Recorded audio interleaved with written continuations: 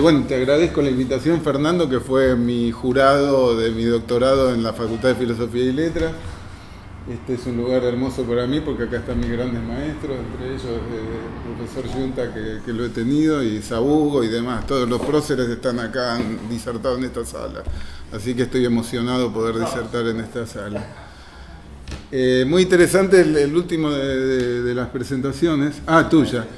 Porque justamente el desprecio por el historicismo es lo que me motivó a mí a analizar la obra de los arquitectos que más cantidad de iglesias hicieron en Argentina y siempre despreciados por ser historicistas, eclécticos, Pastiche, Ramón Gutiérrez, sobre Ortiz lo que vos decís que no merece ser estudiado, y Esquenone, que es el gran maestro nuestro, que decía que era una arquitectura que no merecía ni siquiera ser mencionada, la del eclecticismo. Entonces eso más nos enganchó para poder estudiar y ver esta oficina técnica prácticamente desconocida, donde pude acceder a un archivo que hay cientos y cientos de obras todavía no inventariadas del todo. Yo llegué a inventariar 162 que pobre Fernando tuvo que... Pero bueno, no se asusten que esto va a durar poco. Este es el estudio, digamos, lo que les quería decir, que justamente los prejuicios historiográficos hacen que uno crea que la arquitectura religiosa es del siglo XIX o del periodo colonial, y no es así, sino que la inmensa mayoría de las iglesias de Argentina son del siglo XX, y más propiamente de la década del 30, 1930, 1940. Si pudo haber un descubrimiento en lo que hicimos nosotros acá con Mario Sabugo, es esta cuestión de la tesis de maestría, que es que el 60% de las iglesias corresponden a la estilística a la primera mitad del siglo XX y son neorrománicas en un 40%, ¿no? de la década del 30. Bueno, entonces, me salté un poquito esto, quería explicarles que voy a hablar de los viajes de Ernesto Vespignani, ¿no? Que es uno de los autores que nos interesa y que yo lo tomo como transición del gótico al románico. Después, bueno, vendrán a nivel postdoctoral alguna otra transición que se pueda estudiar. Me puse a analizar el archivo de imágenes para poder hacer un itinerario hipotético de sus viajes, en la época que no había internet, que no había televisión, que no había plasma, que no había todo lo que ahora hay. Lo que había eran las cartolinas postales, que era un formato que fue estandarizado en 1870 aproximadamente, en donde los arquitectos y los viajeros en general tenían el archivo de imagen en base a las postales, que aún hoy yo todavía me dedico a coleccionar porque es fascinante. Analizando el archivo de imágenes de Ernesto Vespignani, es previsible que el 70% de las imágenes que hayan ahí como fuentes iconográficas de los edificios que va a construir en América correspondan a las italianas, pero lo menos previsible era que también tenemos imágenes de otras regiones, especialmente Francia, ¿no? que esto nos ha servido para ir reproduciendo este itinerario de Vespignani desde su nacimiento en Lugo, cerca de Rávena, hasta llegar a estar con Don Bosco, que es el que lo mandó a estudiar diseño, ¿no es cierto? Entonces, en base a estas postales, armé un itinerario que después pude concretar, digamos, como argumento para irme a Europa solo, sin mi familia, digamos, sin niños, ¿no? El asunto de reconstruir, bueno, no, me voy a trabajar, me voy a reconstruir el viaje de Ernesto Vespignani. De hecho, lo hicimos y es interesante que en la época que viajó Vespignani, que es lo que voy a describir en estos pocos minutos a través de sus postales, era la Italia de la disolución de los estados pontificios, y estamos hablando de una familia que eran, Ernesto Vespignani tenía 10 hermanos, de los cuales 7 entraron a órdenes religiosas, tíos asesinados por los quienes buscaban la unificación de Italia. Entonces, este viaje fue errático, ¿no? Hablando de la cantidad de viajes, yo lo divido en 3 periodos, ¿no? Los viajes de infancia y juventud, que fue migrando de un lugar a otro porque se iban cerrando seminarios, se iban cerrando claustros, se iba persiguiendo la iglesia. El segundo viaje, que fue ya el que corresponde a su formación, ¿no? Cuando ya llega a conocer a Don Bosco, y el tercero de los viajes, que es cuando acumula postales, es cuando después de estar en América retorna a Europa y empieza a investigar como ya arquitecto adulto, maduro, las obras de arte que encuentra en Francia y que encuentra en en Italia. Bueno, analizando el archivo central salesiano de acá de Buenos Aires, de Roma, de Turín y otro que está en los alrededores de Roma, vemos distintas postales, pero también no solo las postales que él compró, sino las que les han sido enviadas a él, que son muy ricas, muy interesantes por las anotaciones que empezamos a ver. Ahora los salesianos me van vamos a trabajar en la traducción de estas postales, porque hay una enorme cantidad de correspondencia en italiano, digamos, que estamos traduciendo. Yo les seleccioné un par, por ejemplo, este es Caselli, que fue el ayudante de Antonelli, ¿no? El de la famosa mole de Turín. Digamos que el Eiffel italiano, que no fue Eiffel porque era Italia, se hubiera sido a lo mejor... Bueno, y Caselli le manda postales con referencias, con explicaciones técnicas, estilísticas de cómo hizo sus obras en Italia, y Vespignani iba a tomar en cuenta. Entonces yo, como soy lamentablemente muy verborrágico y también escribo de más, y por eso pobre Fernando claro, reduje las 1000 páginas y se enojó, una de las jurados se enojó, qué sé yo. Bueno,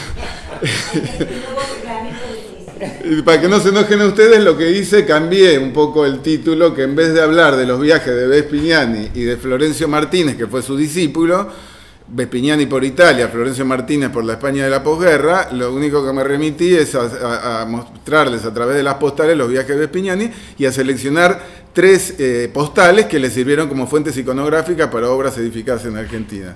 No sé si se entiende más o menos, pero yo no soy arquitecto, no estudié letras, ¿no? Bueno, entonces la iglesia matriz, donde está el cuerpo expuesto de Don Bosco, está en Turín. Útil para que se alojen por 20 euros si ustedes hacen los trámites pertinentes.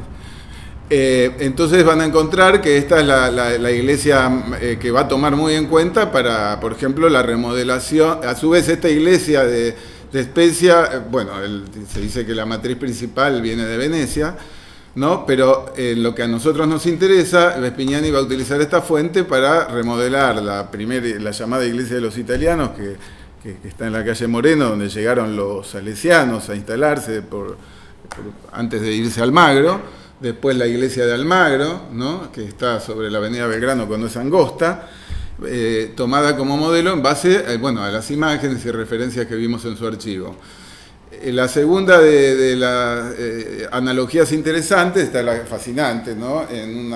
Detrás de la estación terminal de Turín, de Chepi, hay una iglesia que él diseñó, una parroquia de un barrio de clase media-baja, que es la que están viendo en la imagen izquierda, Sacro Cuore de Cristo Re, que la va a tomar también en cuenta Vespignani para la iglesia más grande que tenemos en superficie cubierta de la Argentina y tal vez de Buenos Aires, de Buenos Aires y tal vez de la Argentina, que es Nuestra Señora de los Buenos Aires, ¿no? Estamos haciendo un poco análisis de fachada, pero analizando en planta vamos a encontrar que también está compuesta por módulos octogonales, la iglesia de Chepi en Turín. La diferencia es que la de Argentina tiene 4 módulos octogonales y la de Turín tiene 3. Entonces, a través de la imagen pudimos hacer este rastreo por demás interesante. En este caso, de la gran cantidad de obras que Vespignani toma como fuentes iconográficas, obras italianas y francesas, nos parece la más lograda, porque creo que en este caso, por única vez tal vez, el discípulo supera al maestro, porque la iglesia nuestra es mucho más, digamos, monumental que la que está en Turín, en este único caso, no así en los demás, ¿no? Que siempre lo nuestro es como más pobre. Vamos a Italia y volvemos un poco deprimidos y decepcionados por lo que tenemos acá, que no tienen materiales nobles como los tiene en Italia, ¿no? El revestimiento murario. En general nosotros usamos mucho el estuco, la pintura mural, cuando en realidad en Italia usan el mármol auténtico, en los distintos mármoles. Bueno, en este caso no, en este caso nosotros superamos a Europa. Otro caso interesante, que es la María Auxiliadora, que está en un suburbio de Eslovenia, donde es interesantísimo esto, porque en general cuando uno no sé ustedes cómo hacen con los alumnos de ustedes, pero yo en el caso mío soy un poco retrógrado y les digo no googleen nada porque todo lo que aparece como información suele ser falso. Y en cuanto a la vida de Vespignani, por ejemplo, es lugar común atribuir que la iglesia de Eslovenia la hizo Vespignani, ¿no? En un viaje que hizo y que le pidieron obra, cuando en realidad, gracias a una postal, vimos que era al revés, porque de Eslovenia le mandan una postal de este suburbio de Ljubljana, donde le dicen, tomá en cuenta esta imagen de Ceradini, que Ceradini era un italiano que cultivaba el estilo el floreale, ¿no? Y entonces fue al revés, ¿no? Como que se inspiró en el Liberty italiano. El Liberty a la vez toma muchas fuentes de parte del gótico inglés, no del gótico francés ni italiano. Entonces este es otro hallazgo que nos pareció interesante compartir, no sé, digamos que fue muy interesante, que es la María Auxiliadora de Córdoba, que tardó mucho en terminarse y está inconclusa, ¿no? Que es imponente también y no hay ninguna monografía sobre esta iglesia impresionante que está en Córdoba, en la Avenida Colón, no sé si la conocen, ¿no? Vayan a verla. Y el otro caso es, bueno, estos son los tres casos que les quería citar, ¿no? Y para cerrar, otro hallazgo para mí impresionante o muy conmovedor es que Vespignani también acumulaba postales de Francia, ¿no? ¿Pero de dónde? De Notre Dame, de las grandes iglesias no, sino de las suburbanas. Recordemos que en la época de que París sufrió las modificaciones que hoy admiramos, ¿no? Cuando fue demolido el patrimonio medieval de París, hubo toda una corriente de construir iglesias suburbanas neorrománicas y neogóticas a mediados del siglo XIX. Y ahí es interesantísimo ver cómo Vespignani se va a basar casi en forma facsimilar de iglesias edificadas en los suburbios de París para proyectar y construir iglesias rurales acá en la Patagonia y incluso en la provincia de La Pampa, en lugares desolados que vemos iglesias impresionantes de Vespignani, ¿no es cierto? Bueno, más o menos es lo que les quería compartir con ustedes, que me parece un trabajo apasionante que, bueno, ahora después del doctorado, ahora viene la etapa tenemos mucho material para ordenar, para clasificar y para avanzar sobre esta cuestión de que lo que pretendemos es hacer una historia de la arquitectura religiosa en Argentina, que es una cuenta pendiente, ¿no? Que no hay una historia integral, sino hay monografías con muchos datos equívocos, juicios de valor despectivos, porque yo lo que veo también, así como tu colega